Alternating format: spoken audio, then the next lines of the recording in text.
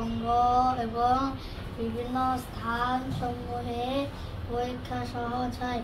সাধারণত খেলাধুলায় বিভিন্ন ধরনের প্রযুক্তির ব্যবহার ঘটে থাকে।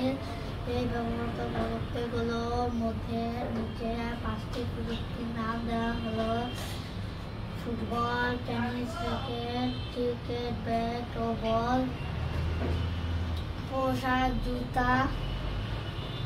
বিনোদনের জন্য নানান ধরনের প্রযুক্তির ব্যবহার